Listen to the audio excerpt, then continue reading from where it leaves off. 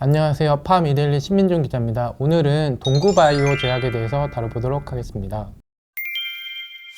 동구바이오 제약은 1970년대에 설립됐는데요. 전신은 동구약품입니다. 동구바이오 제약으로 사면 변경은 2014년에 이루어졌는데요. 동구바이오 제약은 피부과 그리고 비뇨기관 의약품에서 줄기세포 적용 헬스케어까지 전 분야를 다루고 있습니다. 동구바이오 제약은 지난 2018년에 코스닥 시장에 상장했는데요. 그 이후 해마다 매년 매출 최고치를 경신하고 있습니다. 동구바이오 제약의 창업주는 조동석 회장인데요. 동구바이오 제약은 1970년 스웨덴 에이비세넬사와 기술 제휴를 통해 국내 최초 전립선 비대증 치료제인 세닐톤을 발매하고 연이어 발매된 활성형 생균 정장제인 덴토룩스 캡슐이 큰 성공을 거두며 시장에 본격적으로 이름을 알렸습니다. 현재 동구바이오 제약은 장남인 조용준 부회장이 이끌고 있습니다. 조용준 부회장은 고려대학교 경영학과를 졸업한 뒤 고려대학교 경영대학원에서 석사학위를 받았습니다. 조용준 부회장은 2005년 동구바이오 제약 대표이사 자리에 올랐습니다. 조용준 부회장은 한국제약협동조합 이사장, 한국제약바이오협회 부이사장으로 활동하고 있습니다. 제약업계는 조용준 부회장에 대해 강한 추진력과 결단력이 있는 인물로 평가하고 있습니다. 올해로 창업 54주년을 맞고 있는 동구바이오 제약은 피부과 처방 1위, 비뇨기과 처방 5위를 기록하고 있습니다. 동구바이오 제약은 의약품 사업 부분에서 올해 신제품 출시를 통해서 비뇨기과 처방 시장을 적극 공략할 예정인데요. 동구바이오 제약은 CTC 바이오와 공동 개발한 조루 및 발기부전 치료제 복합제를 연내 출시할 계획입니다. 이 복합제는 조루증 치료에 사용되는 클로미프라민과 발기부전 치료제인 실데나핀의 복합제입니다.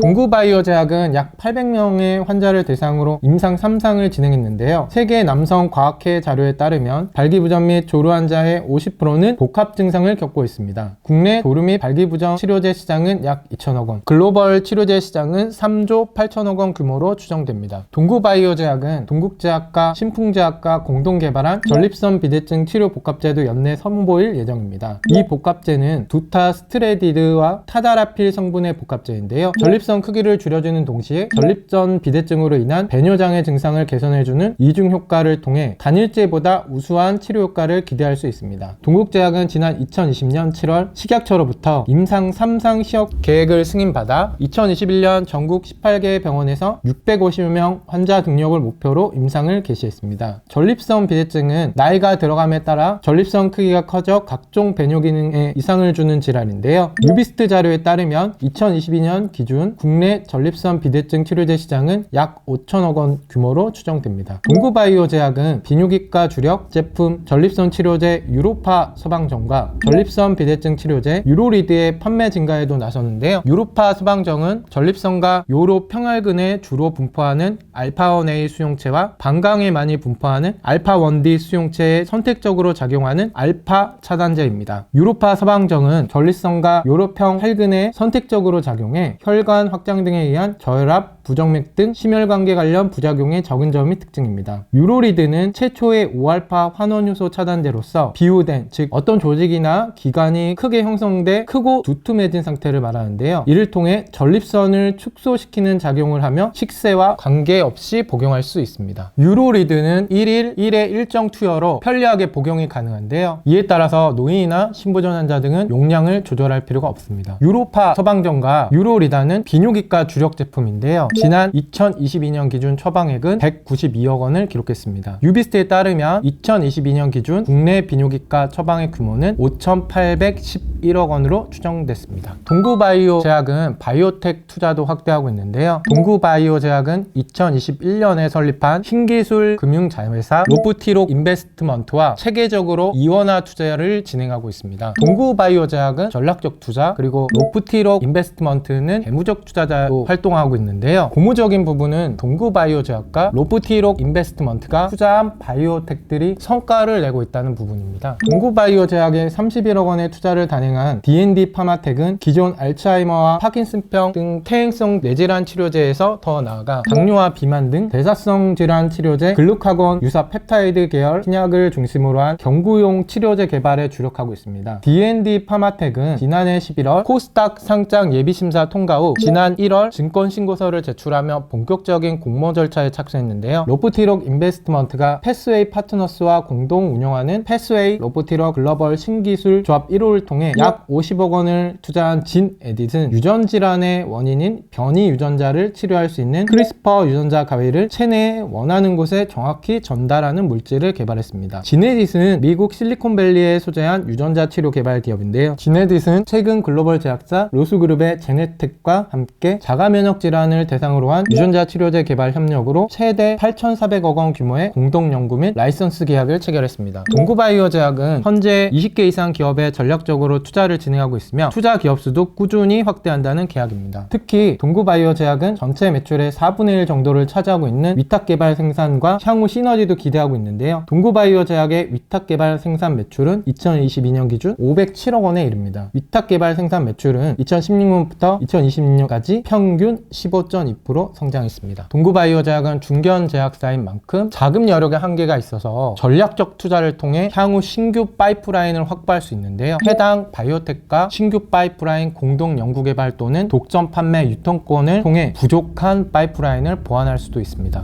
또 로프티록 인베스트먼트의 경우 금융 투자 수익을 얻을 수 있어 일거양득이 될 수 있을 것으로 보입니다. 동구바이오 제약은 지난해 매출 2,157억 원, 영업이익 146억 원을 기록했는데요. 매출은 창립 이후 첫 2,000억 원을 돌파하면서 사상 최대치를 기록했습니다. 반면 영업이익은 146억 원으로 전년 170억 원에 비해서 다소 감소했는데요. 동구바이오 제약이 올해 계획대로 실행된다면 매출은 사상 최대치를 경신하는 것은 물론 영업이익도 전년 수준 이상이 나올 것으로 기대되고 있습니다. 오늘은 이상 동구바이오 제약에 대해서 다뤄봤습니다. 감사합니다.